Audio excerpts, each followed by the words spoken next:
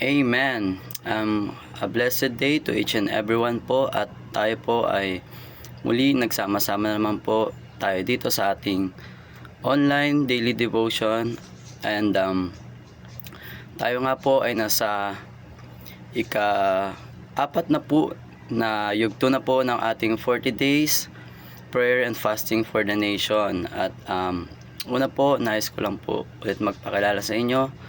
Ako po si Brother Christopher Lagura mula sa CLF Nabotas na naanyayahan po na mag-share po ngayon ng aking devotion po para sa ating lahat. And praise God po dahil nataon po na nasa maayos na pakiramdam na rin po ang inyong lingkod po at makakapag-share po ng walang any distractions po. Like may ubo po kasi ako from this past few days, but yun, dalangin ko po ng bawat isa rin po, lahat po tayo ay nasa maayos na kalusugan po sa lahat po ng oras, and also we're praying po para sa healing po ng lahat po. And ang ano po pala, tema po ng ating daily devotion ngayon, ang ating pang 40th po ay my greatest longings, dreams and aspirations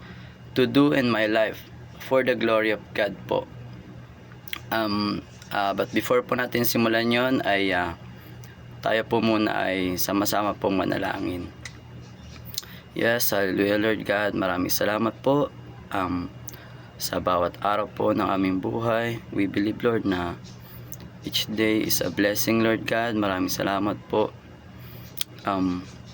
Isang pagpapala na po Lord God ang pagbibigay mo sa amin ng panibagong buhay at pag-asa sa bawat pagising po namin. It is planned po Lord God, kami po ang nagpaplano Lord God ng aming pagtulog, ngunit sa inyo po nakasalalay kung kami po ba ay gigising pa po sa bawat mga susunod na araw po ng aming buhay. That's why we thank you Lord God, and we take this opportunity Lord para kami ay patuloy na mag-grow Lord God at maging kagamit-gamit po para sa inyong kingdom. Also, I am praying Lord God sa araw na ito Lord God, na sa aking pagbabahagi po ng ang aking devotion Lord God about sa aking longings, dreams and aspiration Lord God, para sa ika-glorify niyo po ay marami rin po Lord God ang ma-encourage din po Lord God, at may matututunan din po ang aking po mga kapatid sa pananampalataya, though nagbabari po yung age namin Lord God, but I hope pa rin po na Lord God na through my dreams and testimonies din po Lord God ay marami pa rin po matatouch na mga lingkod mo po Lord God. At ganyan din po, dinadalain ko po ang aming buong bansa Lord God na maging peaceful po Lord God, inside and outside po Lord. Ganyan po yung mga tao Lord, sa mga napakaraming bagyo po na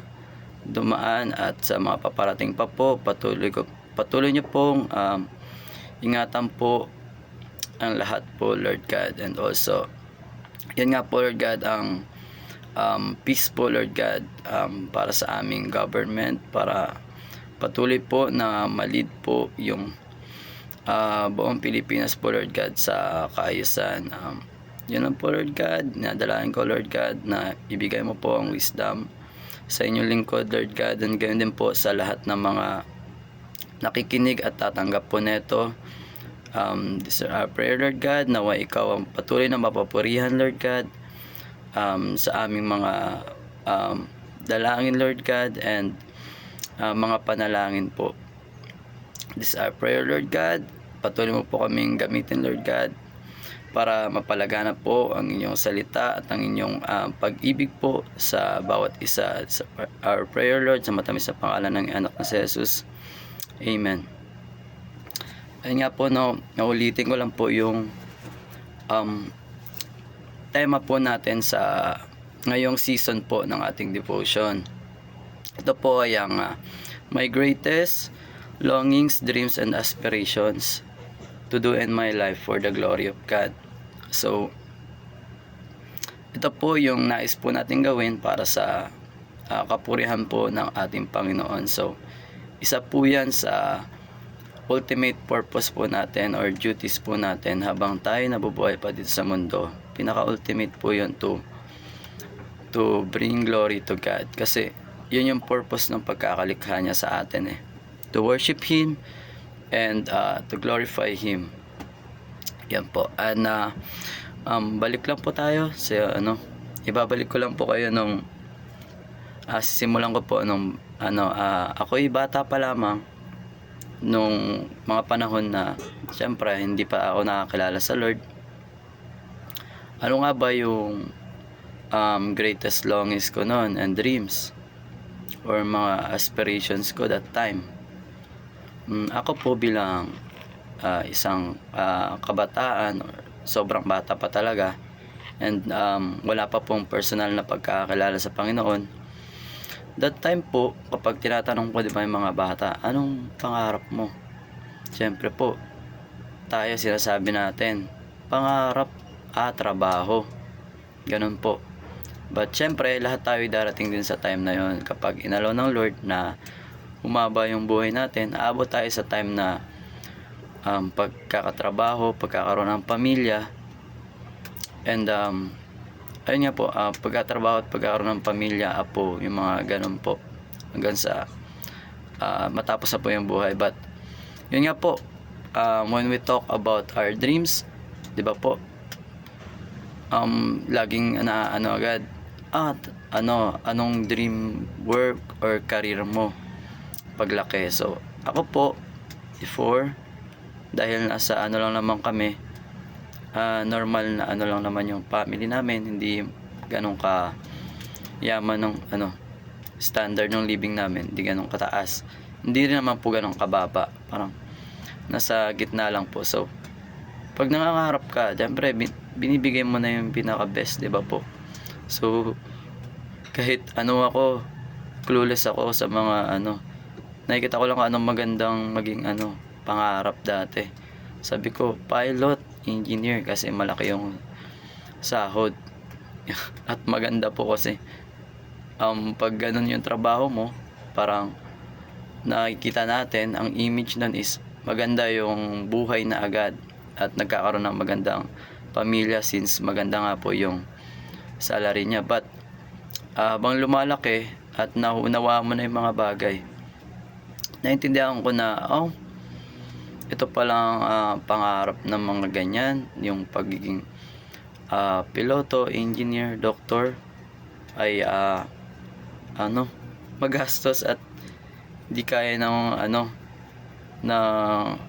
lang, estado lang ng buhay namin kasi napakagastos pala nun. But syempre we believe na nothing is impossible with our God. Pero syempre that time nakikita ko yung yung situations namin and ng mga parents ko, kaya ayun, hanggang sa nag-college, elementary, high school, that's why nung before ako mag ng college ay I was undecided. Kahit nung senior high school ako, undecided ako lang sa, di ba po, may parang strand na yon, parang preparation nyo para sa pagka-college, yung course nyo sa college. Pero ako that time ay nakisabay lang sa agos ng mga kaibigan, kaklase. So ayun, undecided ako nung senior high. Tinitingnan, sinusukat ko lang kung ano ba ang kaya ko lang that time.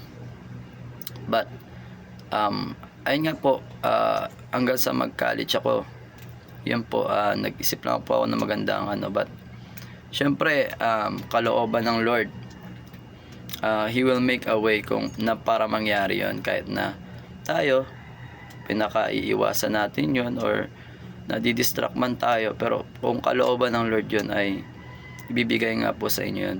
Kaya nga po kung ako lang undecided po talaga ako, siguro ma-stress pa ako sa pag-iisip, ano nga ba, andito na ako sa college at wala pa rin akong naiisip na gusto kong piliing course or maging career someday.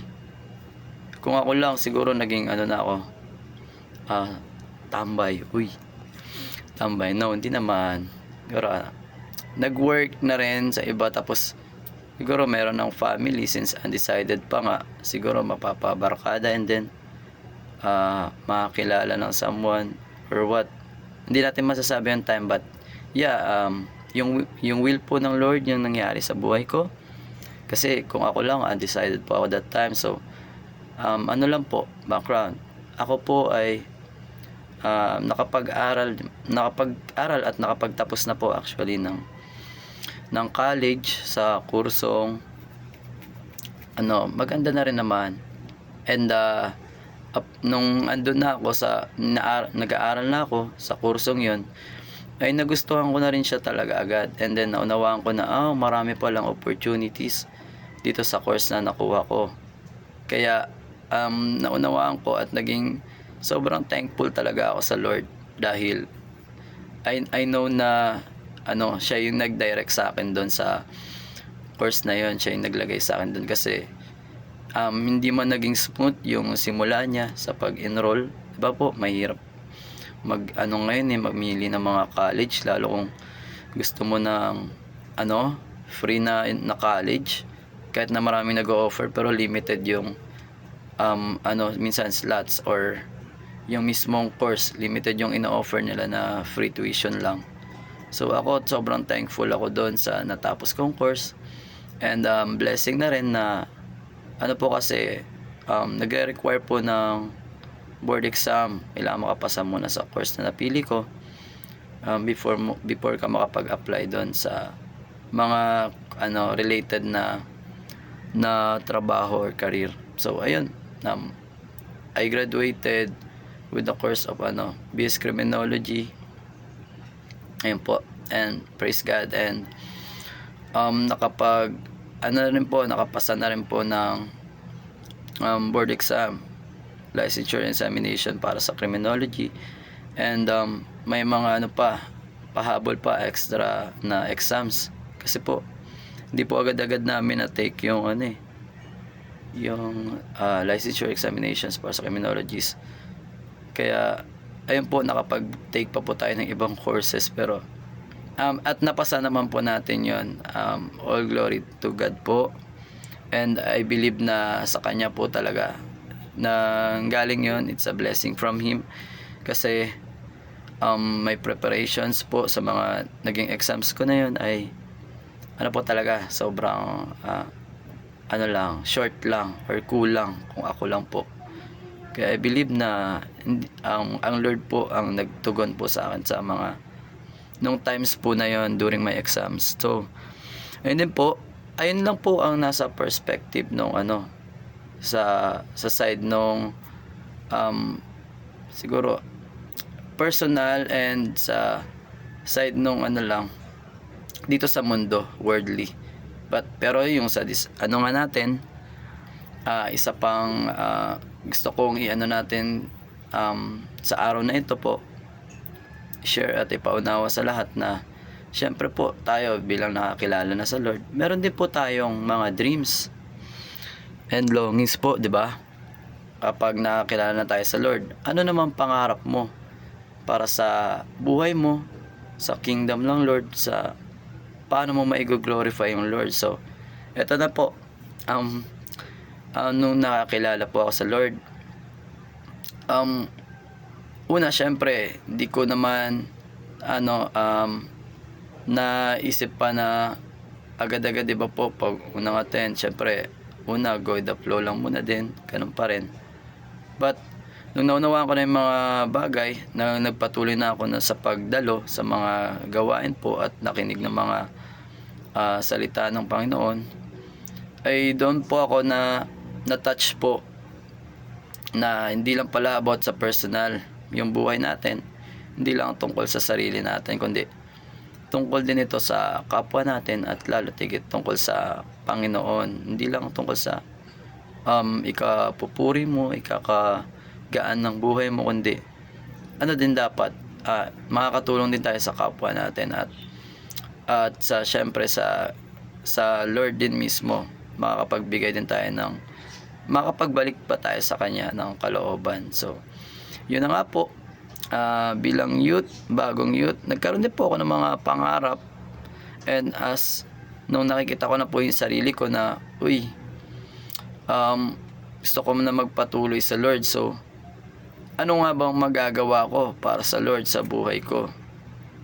Doon po, nakapag-isip ako at nakapag-deal ako sa Lord, na nakapagtanong ako ng ano pa nga po ba ang dapat kong magawa? Ano pang nararapat kong gawin sa buhay ko, Lord? Di ba po, gusto ko sumunod Gusto kong patuloy na magkaroon ng relationship sa'yo, makakilala sa'yo. Pero ano pang dapat kong gawin? Attend po ba? Yun po ay isang magandang gawain natin, yung pagdalo sa mga gawain ng Lord, sa pakikinig. Pero habang tumatagal po, tayo po ay nag-grow at nagmamature. So, ang personality ko po before ay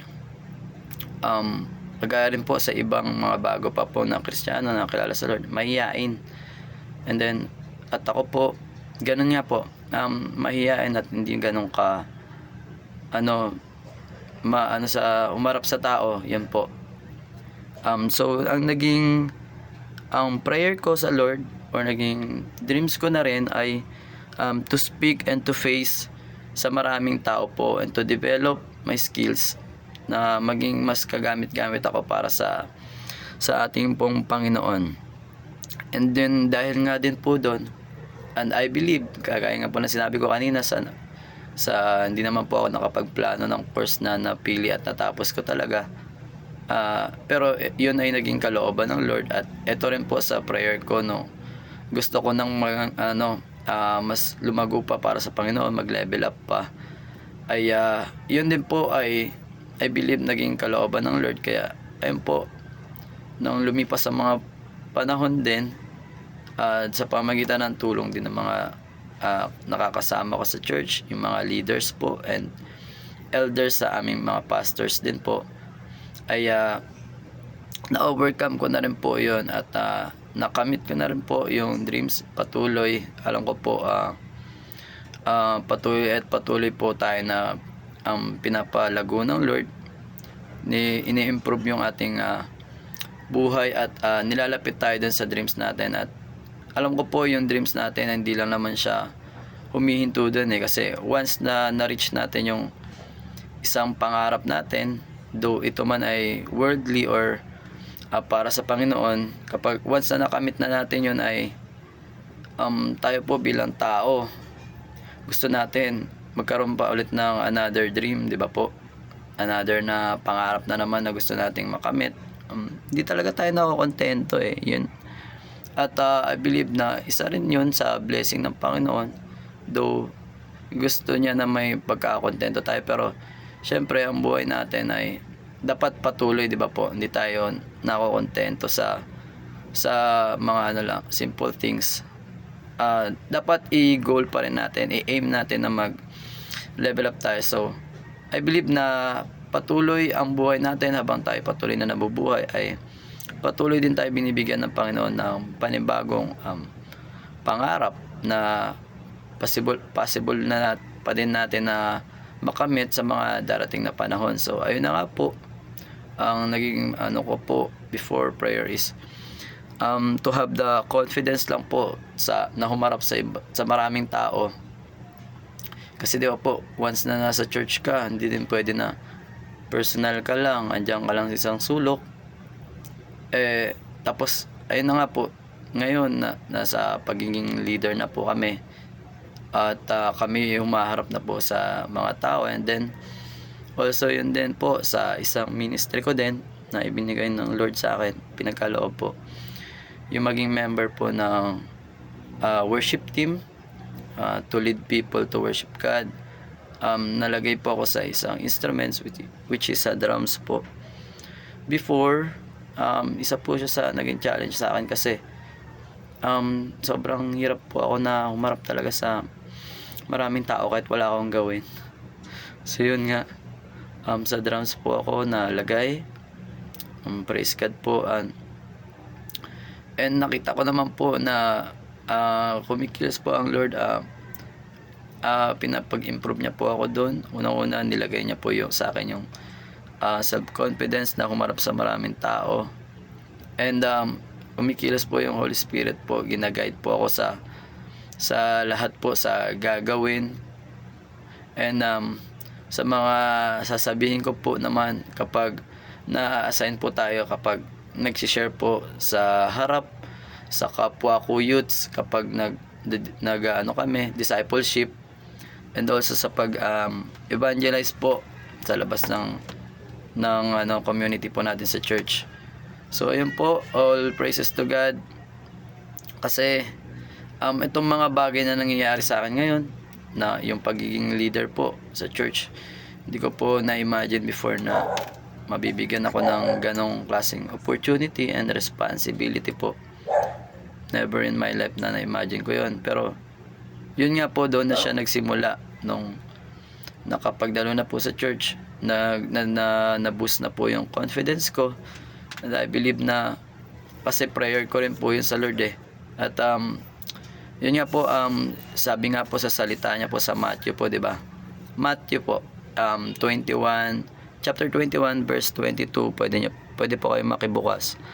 Ang sabi po doon, ano mang hingin ninyo sa panalangin ay tatanggapin ninyo kung maniniwala kayo. Di ba po? Amen. And kaya po dapat tayo po habang nabubuhay ay patuloy po dapat tayong nananalangin, at sa pananalangin natin ito, samahan po natin ng faith na ito'y tutugunin po ng ating Panginoon. Hindi naman po lahat din po ng panalangin natin, di ba po, ay nakakabuti sa atin. So may mga times na sa pananalangin natin na, Lord, gusto ko po ng gantong trabaho. Lord, gusto ko po or kailangan ko po this gantong date, or this month, or within this week ng gantong trabaho, or financial na gantong amount.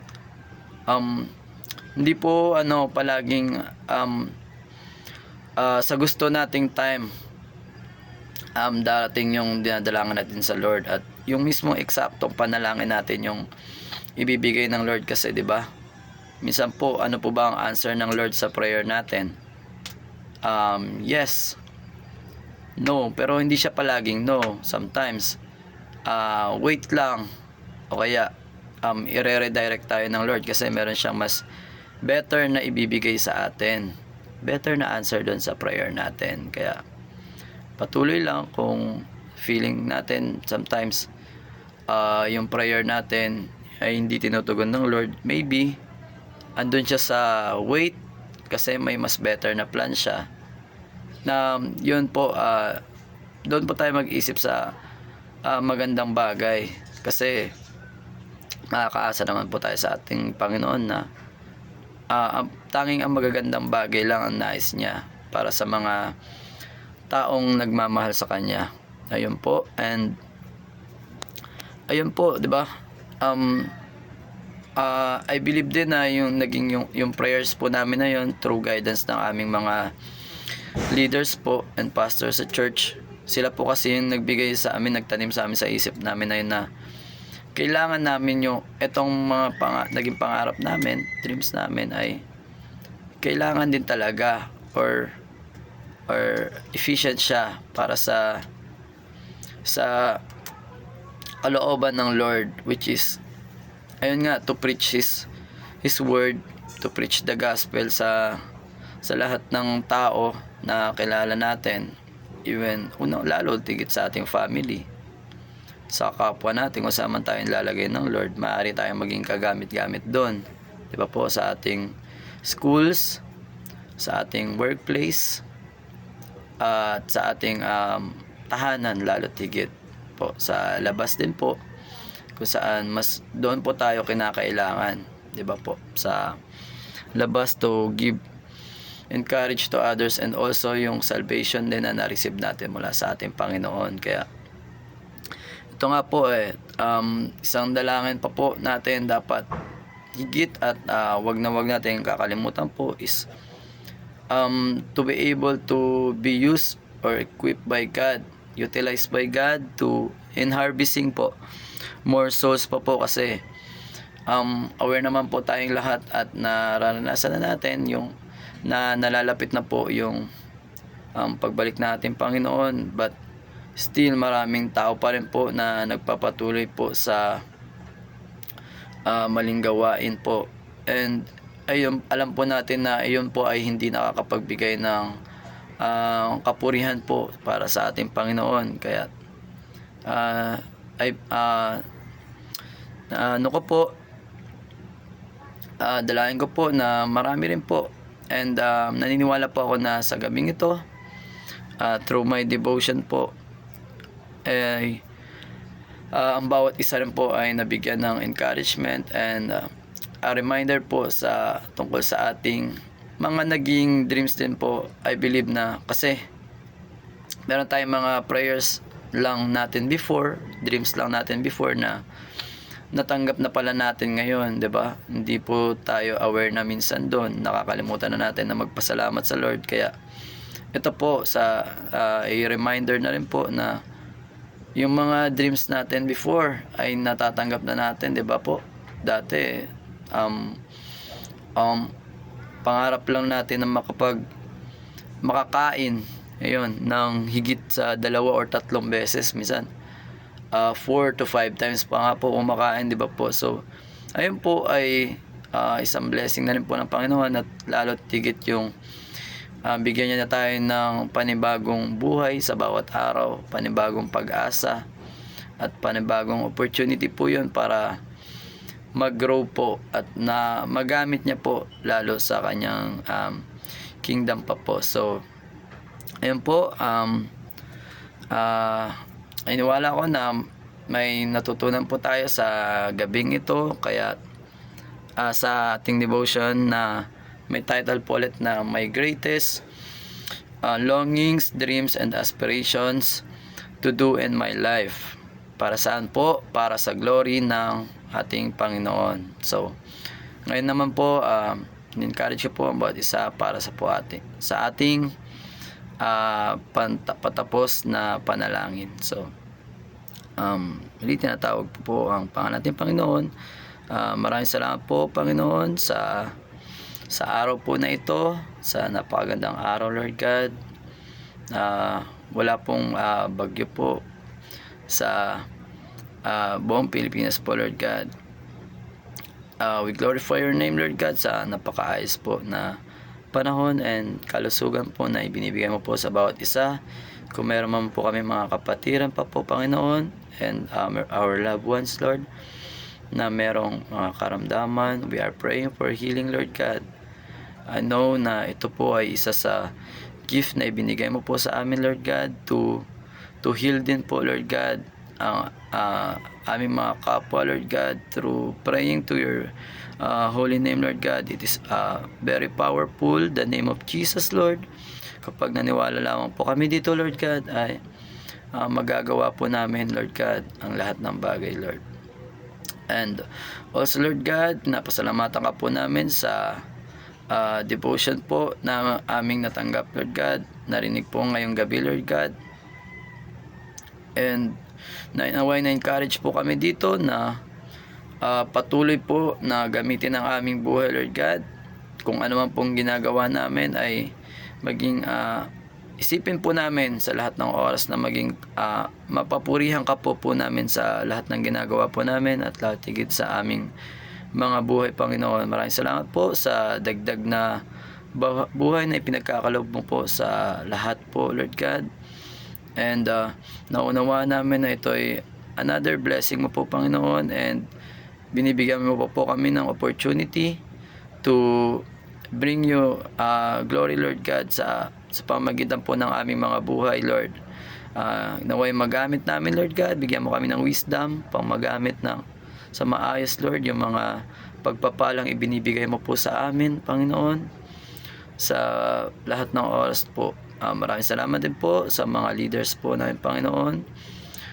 We praise, Lord God, sa mga ginagawa mo po sa buhay nila at sa buhay po ng bawat isa, Lord God, na patuloy mo po pinapalago, Lord God, na mas mapalapit pa po sa inyo, Panginoon.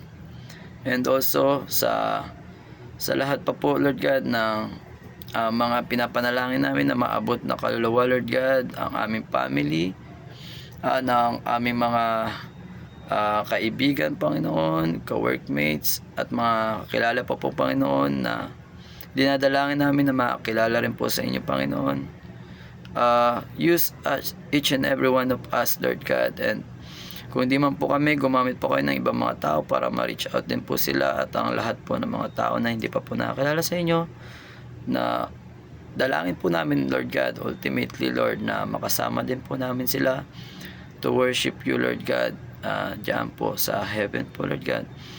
And also dito pa rin po sa lupa, Lord God, ay nais na rin po namin silang makasama, Lord God, na makapaglingkod din po sa inyo, and to reach din po others, Lord God, to give encouragement, and lalo tigit, Lord God, to share them the love, Lord, na na-receive po namin mula sa inyo.